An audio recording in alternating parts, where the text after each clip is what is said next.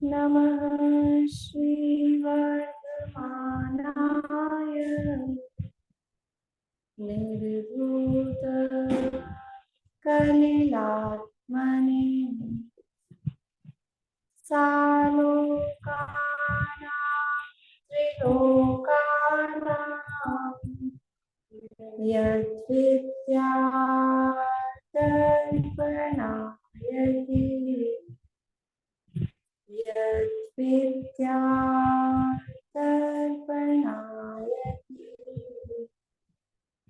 सकल पाप मल प्रक्षालक श्री वर्धमान को करुणमय लोकालोक प्रकाशित करें जिनकी विद्या है दर्पण जिनकी विद्या है दर्पण।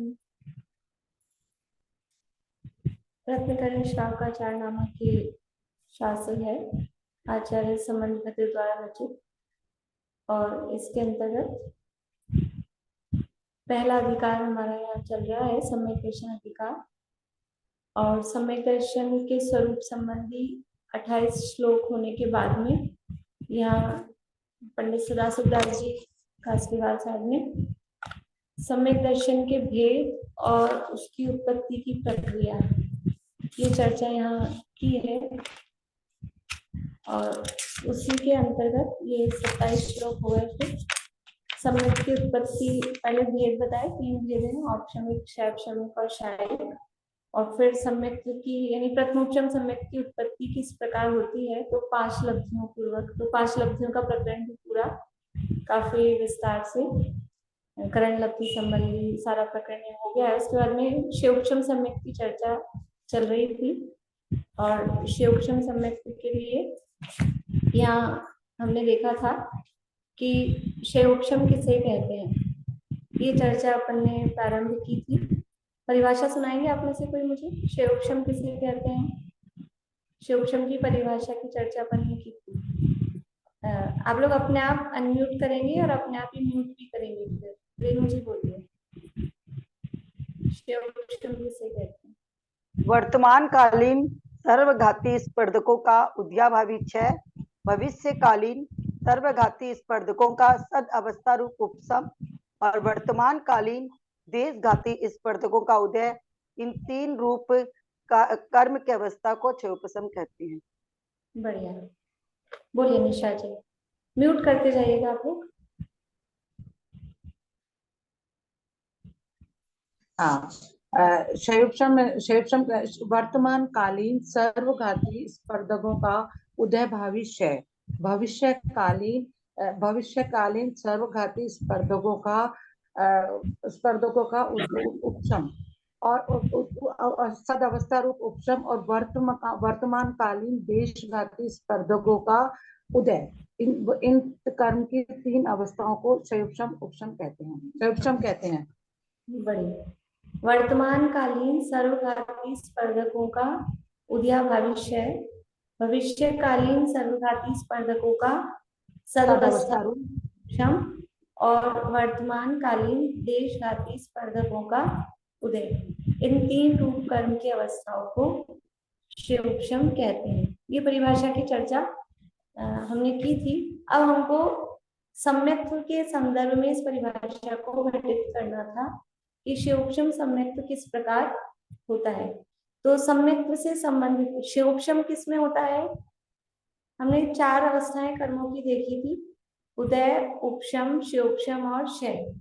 तो ये जो 4 अवस्थाएं हैं ये किस में होती हैं?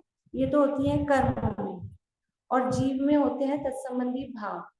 कर्म में उदय तो जीव में औदैहिक भाव, कर्म में शिवक्षम तो जीव में शैवक्षमिक भाव, कर्म में क्षय तो जीव में शायिक भाव और कर्म में उदय तो कर्म में औदैहिक भाव। तो यहाँ पर है शैवक्षमिक सम्यक, यानी वो है शैवक्षमिक भाव।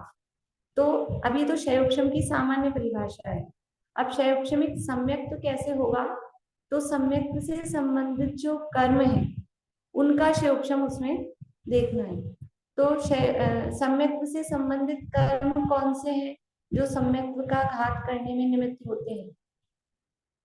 कौन से कर्म हैं जो सम्यक्त्व का घात करने में निमित्त होते हैं? बोलिए सुनीता भाभी। सुनीता मुथुर। मोहनीय करना, दर्शन मोहनीय और चारित्र मोहनीय दोनों ही सम्यक्त्व का घात करते हैं। नहीं, पर्टिकुलर प्रकृतियां बताइए। हाँ, तो इसमें जो है तो मिथ्यात्व, सम्यक प्रकृति और अनंतानुबंधी की 4, ये 7 बढ़िया। प्रकृतियां सम्यक्त्व का घात करती है। बढ़िया, 7 प्रकृतियां हैं। म्यूट करते जाइए आप लोग। 7 प्रकृतियां हैं, दर्शन मोहनी की 3 और अनंतानुबंधी की 4। ये 7 प्रकृतियां हैं जो सम्यक के घात में निमित्त होती हैं। तो अब हमको शिवोक्षम इन 7 में देखना है, और शिवोक्षम की परिभाषा में 3 काम है।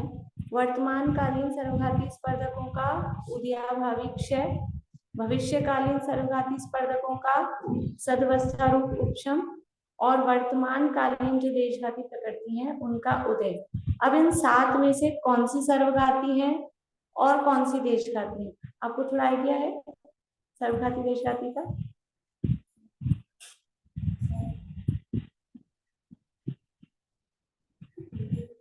है सब आपको? नहीं? चलिए निशा आंटी बोलिए, इन 7 में से कौन सी सर्वघाती है, कौन सी देशघाती है? इन 7 में से दर्शन मोहनी की तो सम्यक मिथ्यात्व और मिथ्यात्व ये 2 प्रकृतियां सर्वघाती है, और चारित्र मोहनी की जो अनंतानुबंधी की 4 प्रकृतियां हैं वे सर्वघाती है, और सम्यक्त्व प्रकृति देशघाती। बढ़िया।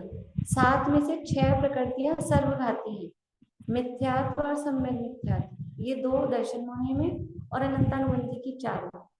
ये 6 प्रकृतियां सर्वघाती हैं, और एकमात्र सम्यक प्रकृति वो है देशघाती। इन 7 में से सर्वघाती देशघाती का स्वरूप अपन ने थोड़ा देखा था कि जो तत्संबंधी गुण का पूर्ण रूप से घात करती हैं वो सर्वघाती प्रकृतियां हैं, और जो तत्संबंधी गुण का आंशिक घात करती हैं, पूर्ण घात नहीं करती हैं, वो देशघाती प्रकृतियां हैं। तो सर्वघाती प्रकृतियों का अब ये 7 में से 6 सर्वघाती प्रकृतियां हैं, इनका करना है उदयाभावी क्षय भी और सदवस्था रूप उपशम भी। ये 2 काम इन सर्वघाती प्रकृतियों में होने हैं। अब 6 प्रकृतियां हैं सर्वघाती। कौन कौन सी 6 हैं?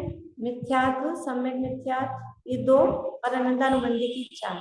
ये जो 6 प्रकृतियां हैं, इन 6 प्रकृतियों में जो वर्तमान कालीन है, वर्तमान में जिन इनका उदय आने वाला है, इनका करना है उदयाभावी क्षय। परिभाषा में क्या था? वर्तमान कालीन सर्वघाती स्पर्धकों का उदयाभावी क्षय। तो वर्तमान में जो मिथ्यात्व और सम्यक मिथ्यात्व है और अनंतानुबंधी की 4 है, इन 6 प्रकृतियों का उदयाभावी क्षय। उदयाभावी क्षय का मतलब क्या होता है? उदयाभावी क्षय का मतलब क्षय नहीं, नाम तो शब्द तो दे रहे हैं उदयाभावी क्षय, लेकिन उसका मतलब क्षय नहीं होता है। उसका क्या मतलब होता है? वो कह रहे हैं उदयाभावी यानी उदय के अभाव रूप क्षय।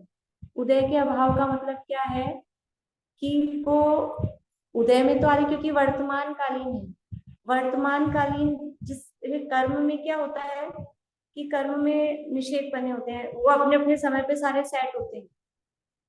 जैसे ही कर्म बंधता है, बंधते ही वो किस समय पे उदय में आना है वो सारा टाइम के हिसाब से वो सेट हो जाता है। तो अब जो सर्वघाती प्रकृति है, 6 प्रकृतियां, मिथ्यात्व और अनंतानुबंधी की 4, मिथ्यात्व और समय मिथ्यात्व, इनका समय आ गया। तो समय आ गया, जिसका समय आ गया उसमें कुछ नहीं कर सकते, लेकिन क्या कर सकते हैं कि उसकी शक्ति को बदला जा सकता है। तो ये जो उदयाभावी क्षय है, ये उदयाभावी क्षय कह तो रहे हैं क्षय, लेकिन एक्चुअल में क्षय नहीं है। उदय में तो आती है, लेकिन जो उनकी पावर थी, पावर क्या थी? पावर थी सर्वघाती रूप, क्योंकि सर्वघाती प्रकृतियां हैं। तो सर्वघाती जो उनकी पावर थी, यानी वो उस गुण का यानी सम्यक्त्व का पूरा पूरा घात करती, वो उस गुण का पूरा घात नहीं कर पाएंगी, उसकी पावर को कमजोर बना दिए। तो वो देशघाती में कन्वर्ट होके उदय में आती है, उसी को कहते हैं उदयाभावी क्षय। जो यहाँ शिवोक्षम की परिभाषा में है, वर्तमान कालीन सर्वघाती स्पर्धकों का उदयाभावी क्षय।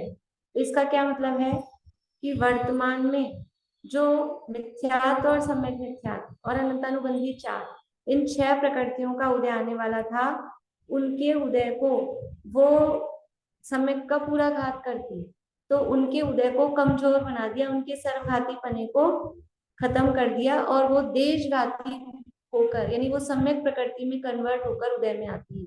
इसी को कहते हैं उदयाभावी क्षय।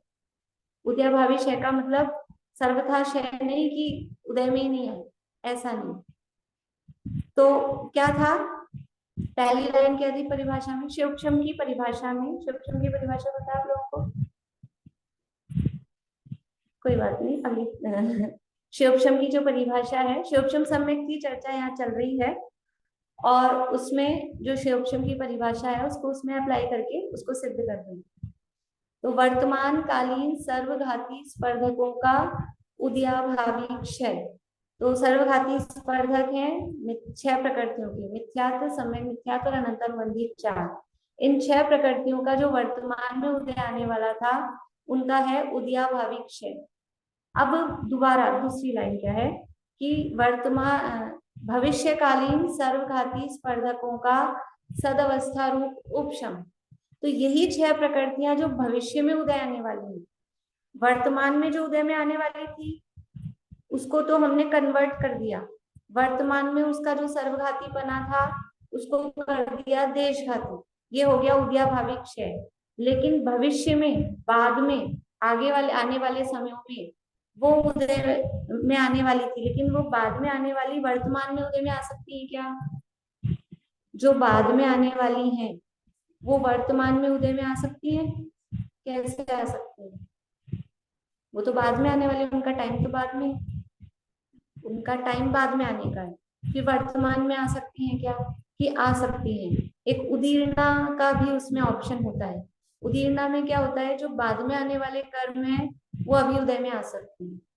तो यद्यपि उनका टाइम अभी नहीं था, टाइम था उनका बाद में आने का, लेकिन अगर वो उदीर्णा होके अभी उदय में आ गए तो हम जो काम कर रहे हैं, हमने यहाँ जगह बनाई है सम्यक के लिए, हमने सम्यक के लिए स्थान खाली किया है, तो जो वर्तमान वाले थे उनको तो सेटल कर दिया, लेकिन जो भविष्य वाले थे वो आ गए तो बीच में, और फिर हमारे सम्यक को डिस्टर्ब करेंगे तो उनको भी सेटल करना है कि जो भविष्य वाले हैं वो जल्दी कूद के नीचे उदय में नहीं आ जाए, उदीर्णा होके उदय में नहीं आ जाए।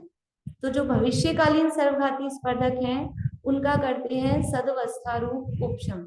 मतलब वो जिस जगह पर है, जिस टाइम पे है, जहां पर है, वहीं पे आप स्टैचू हो जाओ, वहीं पे आप पॉज हो जाओ, वो उदीर्णा होकर उदय में नहीं आ सके। इसको कहते हैं सदवस्था रूप उपशम। भविष्यकालीन जो कर्म है वो उदीर्णा होके वर्तमान में उदय में नहीं आ जाए, उसको कहते हैं सदवस्था रूप उपशम। तो वर्तमान में जो ये 6 सर्वघाती प्रकृतियां थी, इनका तो कर दिया हमने उदयाभावी क्षय। उदयाभावी क्षय का मतलब क्या है कि वो जो सर्वघाती पना उनका था, वो सर्वघाती पने को हमने खत्म किया, उनको देशघाती बना दिया। लेकिन जो भविष्य में आने वाली सर्वघाती यानी ये जो 6 प्रकृतियां हैं, इसका क्या किया, इनको कर दिया सदवस्था रूप उपशम, यानी भविष्य वाली भी वर्तमान में उदय में नहीं आ जाए, तो वो हो गई सदवस्था रूप उपशम। तो सर्वघाती सारी प्रकृतियां सेटल हो गई, ना वर्तमान में सर्वघाती रूप में उदय में आ रही हैं, ना भविष्य वाली अभी जल्दी उदय में आ रही है। तो अब वर्तमान में कुछ ना कुछ उदय तो रहेगा ही। वर्तमान में किसका उदय है? वर्तमान में देशघाती प्रकृति का उदय। और इन 7 में से देशघाती कौन सी थी? सम्यक्त प्रकृति। सम्यक्त की विरोधी 7 प्रकृतियां हैं, दर्शन मोहिनी की 3, अनंतानुबंधी की 4। इन 7 में से 6 तो थी सर्वघाती, उनको कर दिया सेटल अपन ने। अब बची एक सम्यक्त प्रकृति। सम्यक्त प्रकृति है देशघाती, तो वर्तमान में देशघाती सम्यक्त प्रकृति का उदय। तो सम्यक्त प्रकृति के उदय में सम्यक्त बना रहता है, सम्यक्त का घात नहीं होता। लेकिन क्योंकि सम्यक्त प्रकृति किसकी संतान है, किसका भेद है? दर्शन मोहिनी का भेद है, तो कुछ ना कुछ उत्पात तो मचाएगी, क्योंकि मोहनीय कर्म का भेद है। तो ऐसे कैसे सीधा सीधा सम्यक को रहने देगी? तो वो कुछ अपना कलर दिखाती है। क्या कलर दिखाती है? कि वो सम्यक में दोष उत्पन्न करती है। सम्यक्त प्रकृति का काम क्या है? सम्यक्त में दोष उत्पन्न करना।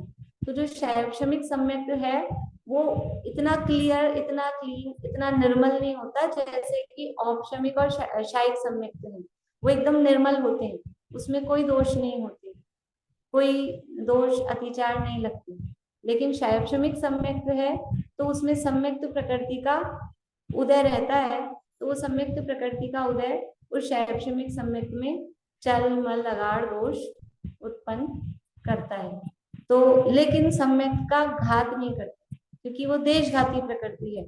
उसका उदय भी चलता रहता है, सम्यक्त भी बना रहता है। तो इस प्रकार से ये शैक्षणिक सम्यक्त, यहाँ दो तरह से दो नाम मिलते हैं शैक्षणिक सम्यक्त के। दूसरा नाम क्या है? अपन ने पढ़ लिया है। शैक्षणिक सम्यक्त का दूसरा नाम क्या है? बोलिए प्रेमलता जी पांड्या। प्रेमलता जी।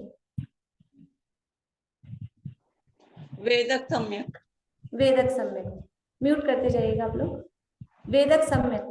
तो शैक्षणिक सम्यक की दो नाम है, एक वेदक सम्यक, एक शैक्षणिक सम्यक। तो यहाँ हमारा चल रहा है पेज नंबर 62, 63, 62 का लास्ट और 63 रत्नकर्ण शावकाचार्य।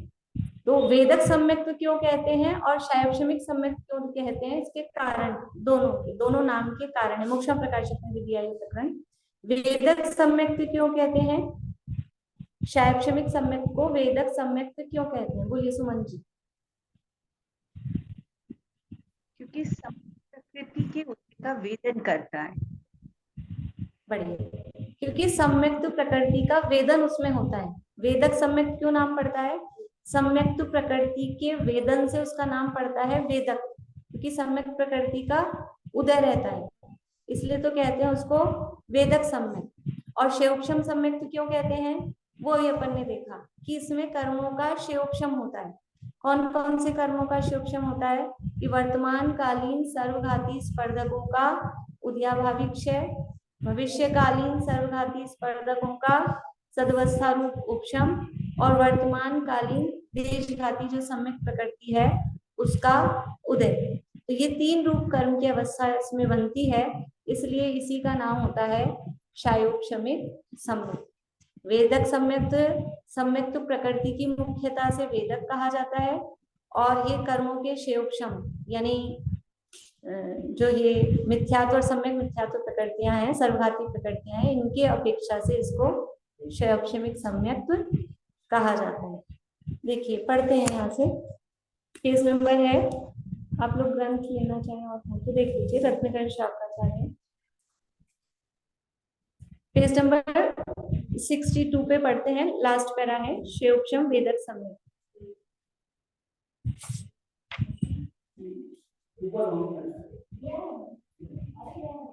यदि सम्यक्त मोहिनी प्रकृति का उदय आ गया तो उपशम सम्यक्त से छूटकर पलटकर वेदक सम्यक्त हो जाता है। तब सम्यक्त मोहिनी के उदय से वेदक सम्यक दृष्टि जीव तत्वों का चल मलगाड़ दोषों सहित श्रद्धान करता है। यहाँ श्रद्धान में चलपना का अर्थ है श्रद्धान में शिथिलता आ जाना, तथा मल दोष का अर्थ है अतिचार सहित होना।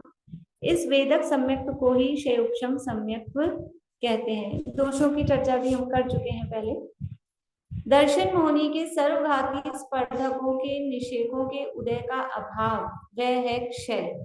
जो भी अपन ने चर्चा की कि जो सर्वघाती स्पर्धक हैं, सर्वघाती निषेधों के उदय का अभाव मतलब जो उनका सर्वघाती पना था वो सर्वघाती पना रूप से वो उदय में नहीं आ रही। उदय में तो आ रहे हैं लेकिन जो उनकी पावर थी पूरा घात करने की, वो उस पावर में वो फल नहीं दे रहे, उनकी पावर को कमजोर कर दिया। उसी को कह रहे हैं उदय का अभाव, वह है क्षय।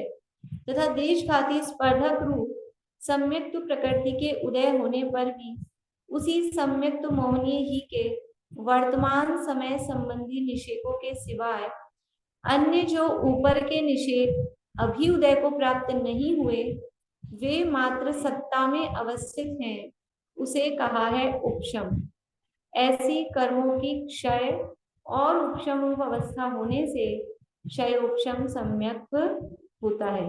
कर्मों का क्षय हुआ, उदयाभावी क्षय, उपशम हुआ सदवस्था रूप उपशम, और उदय उसमें साइलेंट है, देशघाती प्रकृति का उदय है। तो इस रूप जो अवस्था होती है उसे क्षयोपशम सम्यक कहते हैं। इसी को सम्यक प्रकृति के उदय का वेदन अनुभवन होने से वेदक सम्यक कहते हैं। 63 नंबर पेज में ये क्षयोपशम सम्यक की बात हुई। अब इसके काल की चर्चा यहाँ दी नहीं है, अपन थोड़ी चर्चा करते हैं कि क्षयोपशम सम्यक का काल कितना है। उपशम सम्यक की चर्चा हमने औपशमिक सम्यक की चर्चा की है काफी डिटेल में। क्षयोपशमिक सम्यक का काल कितना है, कितने समय तक ये क्षयोपशमिक सम्यक बना रहेगा। तो इसका भी काल जघन्य और उत्कृष्ट दो तरह से इसका काल रहेगा। कम से कम यदि बना रहे, ये जो स्थिति कर्म के क्षयोपशम की रही है तो कम से कम रहेगी तो अंतर्मुख। क्षयोपशम सम्यक का जघन्य काल अंतर्मुख, कम से कम रहेगा तो अंतर्मुख, और अधिक से अधिक ये कर्मों के क्षयोपशम की स्थिति बनी रहे, 6-7 प्रकृतियों का क्षयोपशम बना रहे, तो उत्कृष्ट काल है इसका 66 सागर, 66 और सागर 66 सागर। सागर समझते हैं, सागर क्या होता है?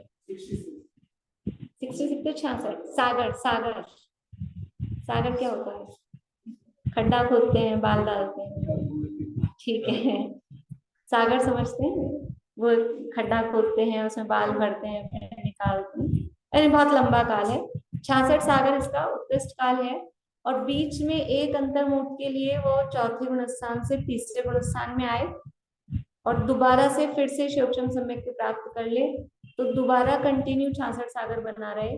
तो बीच में वो एक अंतर्मुख का गैप दे के ऐसे करके 132 सागर भी, लेकिन वो बीच में गैप आता ही है। कंटिन्यू का तो टाइम 66 सागर ही उत्कृष्ट काल है, और बीच में अंतर्मुख का गैप बने तो वो 132 सागर भी उसका बन जाता है। बोलिए रजनी जी, कुछ पूछ रहे हैं?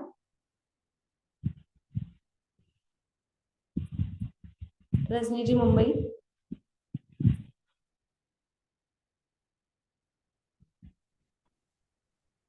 अभी जो पैरा पढ़े थे ना, उसको पूरा क्लियर नहीं हो पा रहा है। क्या चीज क्लियर नहीं हुई? इसमें जो तथा देशघाती स्पर्धक रूप सम्यक प्रकृति के उदय होने पर भी उसी सम्यक मोहिनी ही के वर्तमान समय संबंधी निषेकों के सिवाय अन्य जो ऊपर के निषेक अभी उदय को प्राप्त नहीं हुए, वे मात्र सत्ता में अवस्थित है, उसे कहा है उपशम। ये पेपर ने सदवत्सार उपशम देखा ना, अभी एक्चुअल में बोर्ड नहीं है, मैंने वैसे ही समझाया था। जो बाद में आने वाले निषेक है, सदवत्सार उपशम किसे कहते हैं? जो बाद में आने वाले निषेक है, बाद में आने वाले कर्म है, वो वर्तमान में उदय नहीं आ जाए, जिसे हम उदीर्णा बोलते हैं। बाद में आने वाले कर्म जल्दी उदय में आ जाए वो कहलाता है उदीर्णा। उदीर्णा जिनका अभी समय नहीं आया लेकिन वो भी उदीर्णा होके वर्तमान में उदय में आ सकते हैं, ऐसी उनकी इस कर्मों में ऑप्शन होता है। लेकिन हमने उसको उदीर्णा के भी अयोग्य बनाया, वही लिखा है कि वर्तमान समय संबंधी निषेकों के सिवाय। थर्ड लाइन है 63 पेज पे, थर्ड लाइन ऊपर से। उसी सम्यक तो मोहनीय ही के वर्तमान समय संबंधी निषेकों के सिवाय, यानी वर्तमान वाले तो उदय आ रहे हैं देशघाती बनके, उनका तो उदयाभावी क्षय किया है, ठीक है। अब वर्तमान समय संबंधी निषेकों के सिवाय अन्य जो ऊपर के निषेक अभी उदय को प्राप्त नहीं हुए, अन्य जो ऊपर के निषेक मतलब बाद में आने वाले, जिनका टाइम बाद में, ऊपर के मतलब ऊपरीतन स्थिति वाले, बाद में आने वाली स्थिति वाले, तो जो अन्य ऊपर के निषेक अभी उदय को प्राप्त नहीं हुए वे मात्र सत्ता में अवस्थित है। बाद में आने वाले हैं, अभी उदय में नहीं आए, यानी उदीर्णा उनकी नहीं हुई, वो सत्ता में अवस्थित हैं, जैसे थे वो वैसे ही वहीं पे सेट हैं, वो सत्ता में अवस्थित हैं, उसे कहा है उपशम, उसे कह दिया उपशम।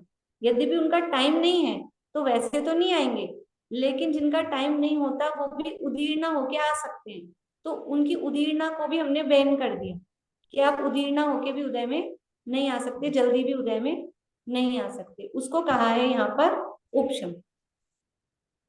तो उस उपशम का नाम दिया है सदवस्था रूप उपशम। तो ऐसे कर्मों की क्षय, क्षय हुआ उदयाभावी क्षय और उपशम हुआ सदवस्था रूप उपशम। ये जो अवस्था है वो हुई क्षय उपशम। ठीक है, हाँ बोलिए सुनीता मैम, म्यूट करते जाइए। इसका मतलब यहाँ ये हुआ कि सद्वस्था रूप उपशम उदीर्णा की अपेक्षा से आया है ये वर्ड। हाँ, उदीर्णा के अभाव को ही यहाँ सदवस्था रूप उपशम कहा है। उदीर्णा का जो अभाव है उसे ही सदवस्था रूप उपशम कहा है। बोलिए रेणु जी। मैम जो 66 सागर के बाद वापस जो सार्वसमिक सम्यक दर्शन प्राप्त कर सकता है, तो वो आप क्या बोले कि मतलब तीसरे गुण स्थान से, एक बार इसको थोड़ा सा लाइन वापस रिपीट कर दीजिए। यानी शिवक्षम सम्यक लगातार बना रहे बिना छूटे तो 66 सागर तक बना रह सकता है। फिर 66 सागर के का टाइम पूरा होते होते या तो वो शाइक में कन्वर्ट करे या फिर एक अंतर्मुठ के लिए तीसरे गुण स्थान में आता है और अंतर्मुठ के लिए तीसरे गुण स्थान में आने के बाद दोबारा तीसरे से चौथे में वही शिवक्षम सम्यक्त कर लेता है। तो दोबारा शिवक्षम सम्यक्त कर लेता है तो फिर 66 सागर तक उसका शिवक्षम सम्यक्त बना रहे। तो ऐसा इसका अधिकतम काल, वैसे कंटिन्यूस देखा जाए तो 66 सागर ही है, लेकिन बीच में उस अंतर्मुठ को हम गौण कर दें, तीसरे गुण स्थान वाले अंतर्मुठ को, तो 2 66 सागर यानी 132 सागर उसका काल कहीं कहीं ऐसा भी कहने में आता है। इस अपेक्षा से वो उत्कृष्ट काल कहा जाता है। वैसे कंटिन्यू में जो उत्कृष्ट काल है वो 66 सागर ही इसका उत्कृष्ट काल कहा जाता है। देखिए मैम नेट चला गया पूरा, समझ भी नहीं, एक शब्द भी सुनाई नहीं पड़ा पूरा नेट चला गया था मेरा। देखिए 66 सागर लगातार बना रहे तो 66 सागर है, और 66 सागर होने के बाद में एक अंतर्मुख के यदि वो जीव तीसरे गुण स्थान में आ जाता है और फिर तीसरे से वापस उस अंतर्मुठ के बाद में वापस से चौथा गुण स्थान प्राप्त कर लेता है शिवक्षम सम्यक्त रूप, तो फिर से 66 सागर तक शिवक्षम सम्यक्त में वो बना रह सकता है। इस प्रकार से 2 66 सागर, एक अंतर्मुठ कम बीच में, तो 2 66 सागर तक लगातार ये शिवक्षम सम्यक्त बना रह सकता है। तीसरे गुण स्थान में आने से होगा, पहले मिथ्यात्व में आने से नहीं होगा। इसके अलावा 66 सागर से अधिक शिवक्षम सम्यक्त में नहीं रह सकता, या तो वो सम्यक को शाइक में कन्वर्ट करे, नहीं तो वापस से मिथ्यात्व में। मेरे को एक चीज पूछनी थी, जो 66 सागर आपने बताया, तो 66 सागर पूरा होने के बाद ही थोड़ी वो तीसरे में, वो 66 साल की जगह 6 सागर के बाद भी जा सकता है? हाँ जा सकता है। अपन उत्कृष्ट काल देख रहे हैं, उत्कृष्ट काल, तो उत्कृष्ट तो मैक्सिमम टाइम पूरा करेगा तभी बनेगा ना, बीच में आ जाएगा तो मध्यम काल हो जाएगा। हाँ, तो बीच में चला गया अगर तीसरे में, तो फिर उसको जितना गया वो गया, फिर एक 66 और जाएगा। हाँ बीच में आएगा तो उत्कृष्ट काल कहाँ बनेगा, 6 सागर के बाद ही अगर वो आ गया, 6 सागर से शिवक्षम सम्यक्त रहा उसका 66 की जगह और वो तीसरे में आ गया, तो उत्कृष्ट काल नहीं बना ना। अभी हम उसका निकाल रहे हैं उत्कृष्ट काल, तो मैक्सिमम टाइम उसका 66 सागर है, उतना उसने स्पेंड किया, उसके बाद में फिर वो तीसरे में आया। देखिए आगे, यदि उपशम सम्यक्त का अंतर्मुहूर्त समय पूरा होने के बाद सम्यक मिथ्यात्व प्रकृति का उदय आ गया तो मिश्र गुण स्थान में आ जाता है। उस जीव को तत्व अतत्व दोनों का मिला हुआ यानी मिश्र शतमान होता है। ये यहाँ चर्चा औपशमिक सम्यक्त से ही आगे बढ़ रही थी, और औपशमिक सम्यक्त की चर्चा के बाद में उन्होंने कहा यदि सम्यक्त प्रकृति का उदय उसके आ जाता है औपशमिक सम्यक्त का काल पूरा होने के बाद में, तो शिवक्षम सम्यक्त होता है। तो शिवक्षम सम्यक्त की चर्चा यहाँ पर की। अब उसका ऑप्शन बता रहे हैं, दूसरा ऑप्शन, यानी ये प्रकरण चल रहा है सम्यक्त के भेदों का यहाँ रत्नगंज शावकाचार में। तो 3 प्रकार के सम्यक्त की चर्चा चल रही थी। तो पहले प्रथमोपशम सम्यक्त की चर्चा ये चल रही थी, और प्रथमोपशम सम्यक्त में का टाइम पूरा होने के बाद में 4 ऑप्शन उस जीव के पास में होते हैं। प्रथमोपशम सम्यक्त समझते हैं आप लोग थोड़ा? प्रथमोपशम, औपशमिक सम्यक्त, औपशमिक सम्यक्त, तो औपशमिक सम्यक्त का काल होता है अंतर्मुहूर्त, अंतर्मुहूर्त काल होता है, तो उसका काल पूरा होने के बाद में वो बदलेगा ही बदलेगा। तो उसके पास 4 रास्ते होते हैं। तो पहला रास्ता ये है कि सम्यक्त प्रकृति का उदय आ जाए तो उसका औपशमिक सम्यक्त क्षयोक्षम सम्यक में कन्वर्ट हो जाए। तो यहाँ पर वो चर्चा क्षयोक्षम सम्यक की बता दें।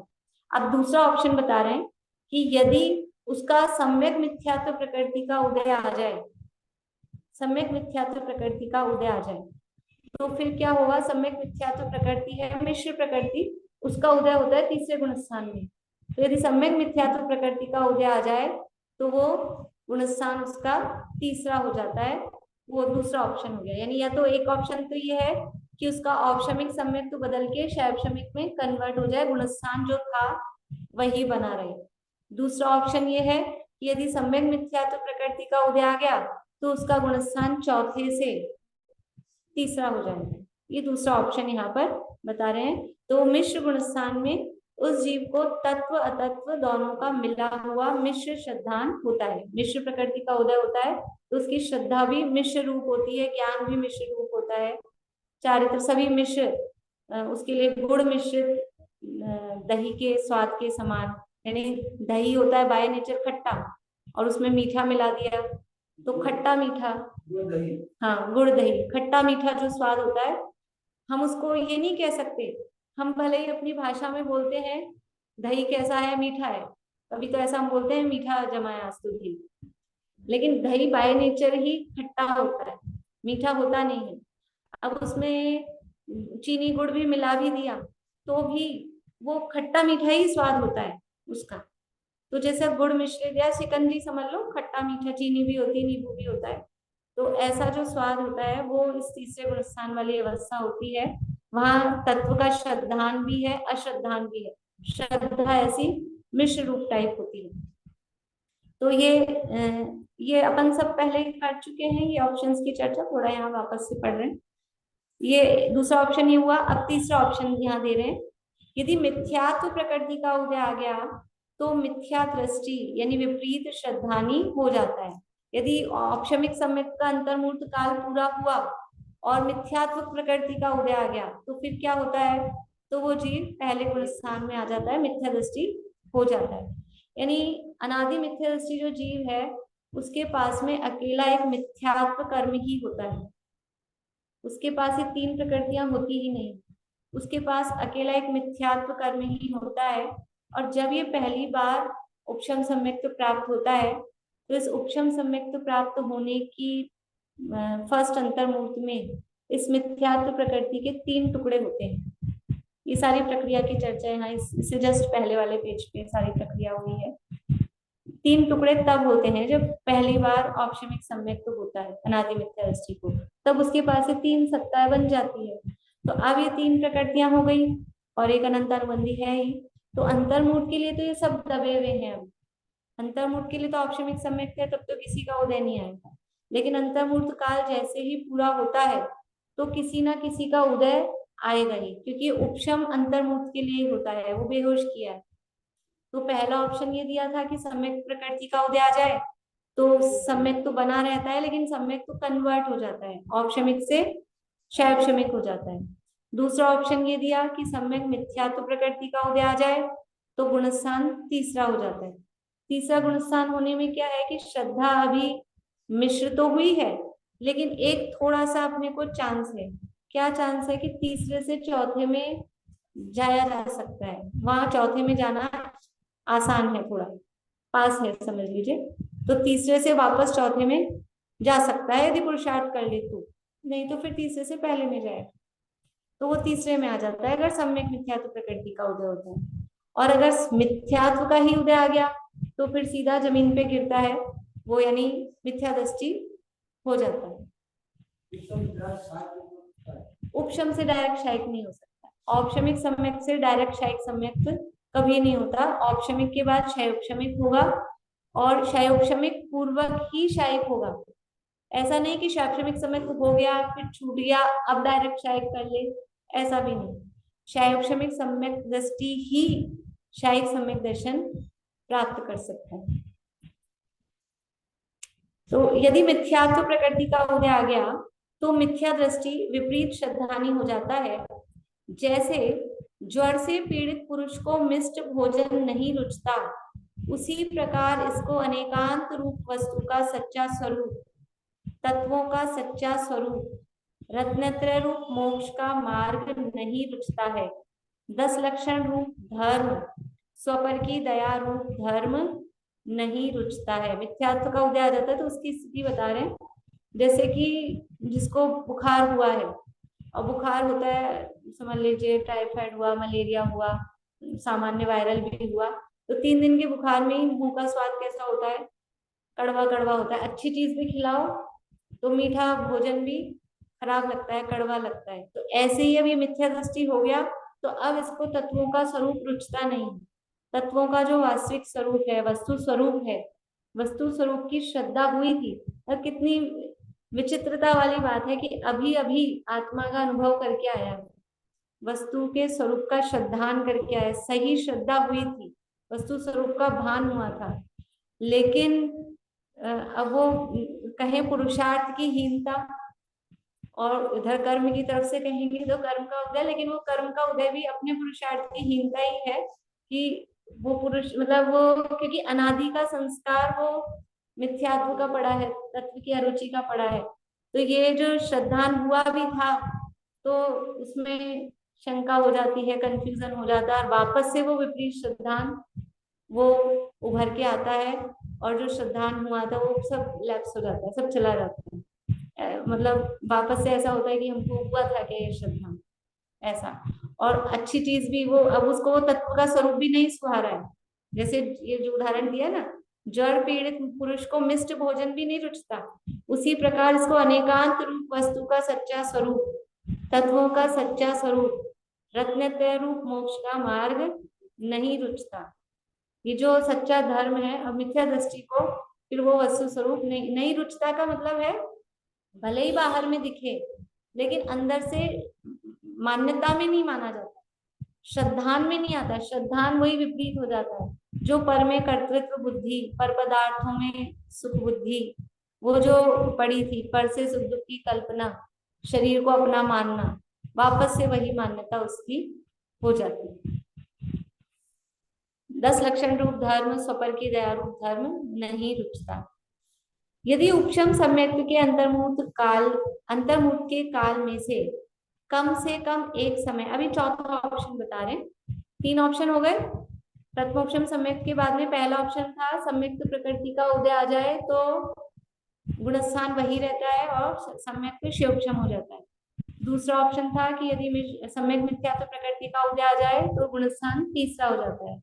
तीसरा ऑप्शन था यदि मिथ्यात्व प्रकृति का उदय आ जाए तो गुणस्थान पहला हो जाता है, मिथ्या दृष्टि हो जाता है। अब चौथा ऑप्शन बता रहे हैं, यदि उपशम सम्यक्त्व के अंतर्मुहूर्त के काल में से कम एक समय तथा अधिक से अधिक 6 आवली अवशेष रहने पर अनंतानुबंधी क्रोध मान माया लोभ में से किसी भी एक का उदय हो जाए तो सम्यक्त्व से छूटकर वह जीव सासादन गुणस्थान में आ जाता है।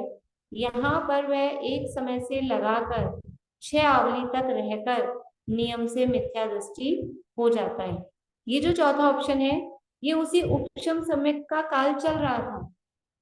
उपशम सम्यक का काल अंतर्मुहूर्त है, वो अंतर्मुहूर्त उसका टाइम चल रहा था, वो काल पूरा नहीं हुआ, थोड़ा सा टाइम अभी बचा, कम से कम एक समय बचा और अधिक से अधिक 6 आवली बचा। इतना टाइम के बीच में जो भी टाइम बचा वो 2 समय, 4 समय, 10 समय, 1 आवली, 2 आवली, 6 आवली तक का जितना भी कोई टाइम बचा, और उस बचे हुए टाइम में से यदि अनंतानुबंधी क्रोध मान माया लोभ में से किसी का उदय आ गया। 7 प्रकृतियां थी सम्यक की विरोधी, 7 प्रकृतियां, दर्शन मोहिनी की 3, मिथ्यात्व, सम्यक मिथ्यात्व और सम्यक प्रकृति, और अनंतानुबंधी की 4। इन 7 ही का उदय ला रहे हैं। आप देखिए अभी तक 3 का उदय आया, पहला ऑप्शन में सम्यक प्रकृति का उदय आया था, दूसरे ऑप्शन में सम्यक मिथ्यात्व प्रकृति का उदय आया था, तीसरे ऑप्शन में मिथ्यात्व का उदय। अब बची कौन है? अनंतानुबंधी की 4। तो अब अनंतानुबंधी की 4 में से किसी एक का उदय आ जाए, और वो कब आ जाए कि प्रथमोपशम सम्यक का काल पूरा होने के कुछ समय पहले ही। कुछ समय का मतलब क्या है?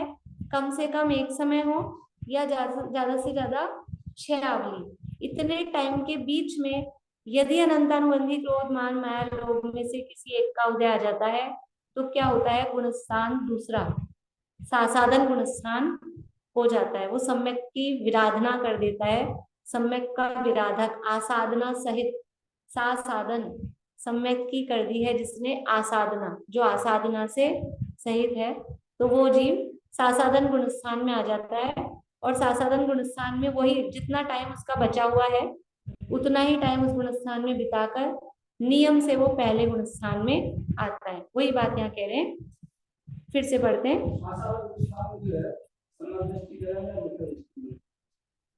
उसका नाम तो सासाधन सम्यक दृष्टि कहते हैं, अभी उसको मिथ्या दृष्टि भी पूरा नहीं कह सकते क्योंकि पहले गुणस्थान में नहीं आया।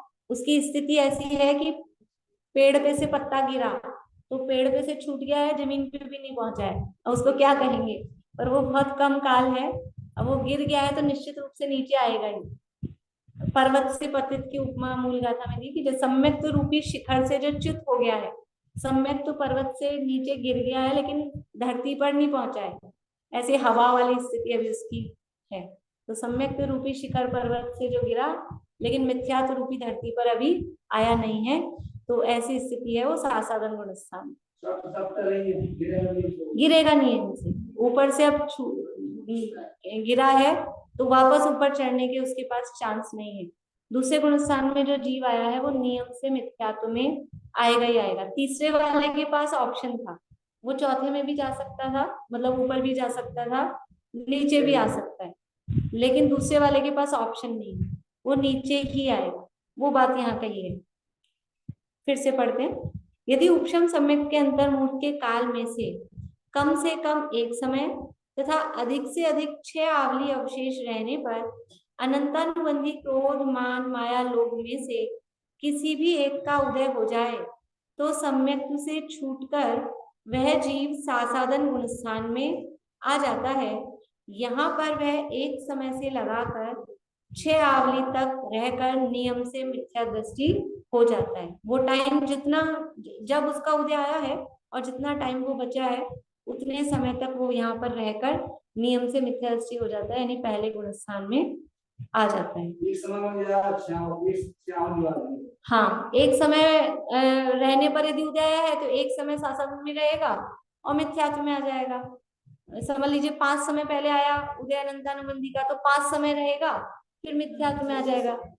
यदि एक आवली पहले उदय आया है तो एक आवली रहेगा और फिर मिथ्यात्व में आ जाएगा। जितना समय उसका बचा है उतना समय उसमें रहकर और मिथ्यात्व में आ जाता है।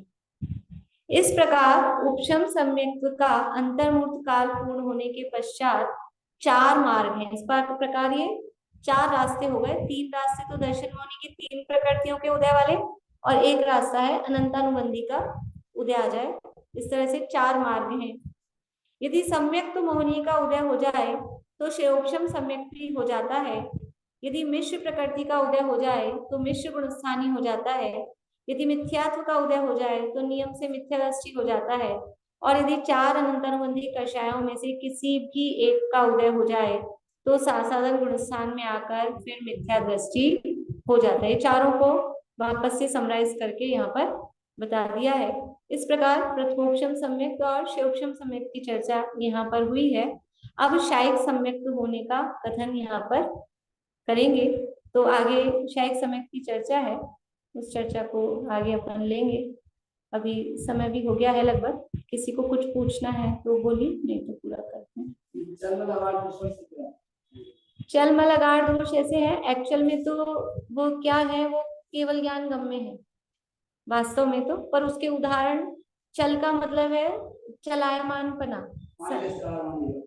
हाँ, पानी चलायमान मतलब उसकी श्रद्धा ऐसी कमजोर होती है कि जरा सा ही कारण मिले तो छूट जाए। जैसे ऐसा होता है ना, मतलब कुछ लोग ऐसे होते हैं, या समझ लीजिए कोई चीज ऐसी है कमजोर सी कि बनी हुई है तब तक बनी हुई से कुछ अपन रख देते हैं, पर अभी है टिकी हुई है तब तक है, लेकिन जरा सा किसी ने जोड़ लगा दिया तो चरमरा जाएगी। तो ऐसे उसकी श्रद्धा चल दोष से युक्त होती है। और मल में ये जो अतिचार लगते हैं सम्यक में, शंका कांक्षा विचिकित्सा अन्य दृष्टि प्रशंसा, ये 5 अतिचार कहे हैं, तो वो मल दोष के अंतर्गत वो अतिचार आते हैं। और अगाड़ का मतलब भी वही है, गाढ़ापन नहीं है, कमजोरी है, उसके लिए वृद्ध की लाठी का इस तरह का उदाहरण दिया, जैसे वृद्ध पुरुष है तो वो पैरों में उसके ताकत नहीं है, चलता है लाठी लेके भी चलता है तो हिलता रहता है, वो भी तुरंत गिर सकता है, थोड़ा सा उसको धक्का लगे तो तुरंत गिर जाए। ऐसे ही ये शिवोपम सम्यक की स्थिति ऐसी है, थोड़ा सा कारण मिले मिथ्यात्व की तरफ झुका हुआ है, जल्दी से मिथ्या दृष्टि हो जाएगी, और थोड़ा कारण अच्छा मिले तो वो बना भी रहेगा, शारीरिक सम्यक भी हो सकता है, लेकिन श्रद्धा थोड़ी इसकी कमजोर रहती है, ये इसमें चलमलगाड़ दोष है। वो अवगाढ़ सम्यक वो अलग है, वो सम्यक का भेद है, वो अवगाढ़ सम्यक कहलाता है। शुद्ध केवली जो मुनिराज होते हैं उनका जो सम्यक है वो अवगाढ़ का मतलब मजबूती है, वो अवगाढ़ है, ये अगाढ़ है, ये गाढ़ से रहित है, और वो गाढ़ में विशेष बना, वो अवगाढ़ गहराई। बोलो प्रीति। भाभी वो जो वर्तमान कालीन सर्वघाती स्पर्धक का उदयाभावी 6 है, उसमें अनंतानुबंधी की 4 भी आती है क्या, या केवल उसका ही होता है मिथ्यात और सम्यक मिथ्यात? नहीं, अनंतानुबंधी की भी आएंगी, 6 आएंगी। उसमें मतलब कुछ था ना कि अनंतानुबंधी में तो अप्रशस्त उपशम ही होता है, वो उसके संबंध में था, औपशमिक सम्यक में। औपशमिक सम्यक में जो गैप बनाया था ना, जो अंतरकरण और उपशमकरण किया था, वो उन 3 में ही था, मतलब दर्शन मोहिनी में था, और वहां अनंतानुबंधी का अप्रशस्त उपशम था, ये शिवोपम सम्यक में। तो उपशम में भी ऐसा था ना कि या तो अप्रशस्त उपशम ही होता है या विसंयोजना ही होती है, कुछ ऐसा भी था पहले मोक्ष मार्ग प्रकाशक। तो ये अप्रशस्त उपशम ही हो रहा है यहाँ पर, जो हो रहा है ना शिवोपम सम्यक में, यहाँ जो सदवस्था रूप उपशम है ये अप्रशस्त उपशम ही है, और वो प्रशस्त उपशम केवल दर्शन मोहिनी में होता है, वो औपशमिक सम्यक के समय ही होता है। वो उदयाभावी 6 जो है, उपशमकरण किया था वो केवल दर्शन मोहिनी में था। और जो वर्तमान कालीन का उदयाभावी 6 है वो तो अप्रशस्त नहीं है, वो तो एक तरह से उसमें तो शायद करण परिणाम होते हैं। नहीं, उसमें करण, वो जो वर्तमान कालीन का उदयाभावी क्षय हो रहा है ना, तो वर्तमान कालीन ये जो प्रकृतियां अनंतानुबंधी है, वर्तमान में जो उदय में आने वाली है वो अप्रत्यख्यान रूप होके उदय में आएगी, और जो मिथ्यात्व और सम्यक मिथ्यात्व है वो सम्यक प्रकृति रूप होके उदय में आएगी, वो अपनी देशघाती में उदय कन्वर्ट होके उदय में आएगी, क्योंकि अप्रत्यख्यान का तो उदय है उसमें, तो वो अप्रत्यख्यान आदि रूप होके उदय में आएगी अनंतानुबंधी, और मिथ्यात्व और सम्यक मिथ्यात्व है वो सम्यक प्रकृति में उदय में होते हैं। चलिए, और किसी को प्रश्न? चलिए अभी यहीं पूरा करते हैं।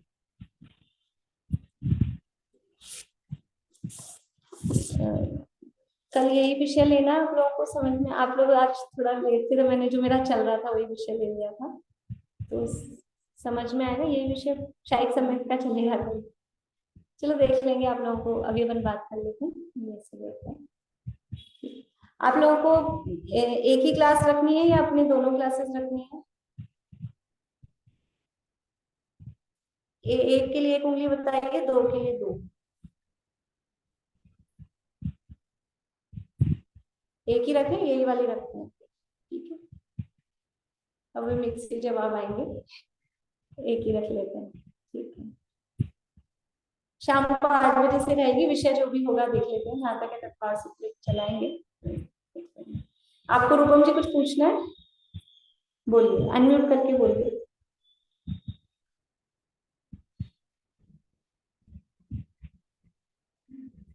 वीडियो बंद हो गया, आवाज चालू नहीं हुई। दीदी शाम की क्लास का पूछना था, शाम को स्टोपदेश ही चलेगी? अभी आज ही देखते हैं अभी क्या चलता है, अभी शाम को ही बताऊंगी क्या चलेगा। अच्छा, एक्चुअली मंदिर जी में भी प्रवचन रहे हैं 7। आपके अगर मंदिर में हो रहा है तो आप लोग पहले वहीं जाइएगा, और अगर कहीं नहीं जा रहे हैं तो इसमें ज्वाइन कर लीजिएगा, ठीक है? बोलिए दीपिका जी। अनम्यूट करिए, आवाज बंद है। दीपिका जी आवाज बंद है। अगर आप 2 क्लास ले रहे हैं तो 2 से 3, 3 से 4 ऐसे ले लीजिए, अगर आपको सहूलियत हो तो। और अगर तो टाइम है, मैं मैसेज डाल देती हूँ फिर देख लेती हूँ, ठीक है? चलो जिनवानी से।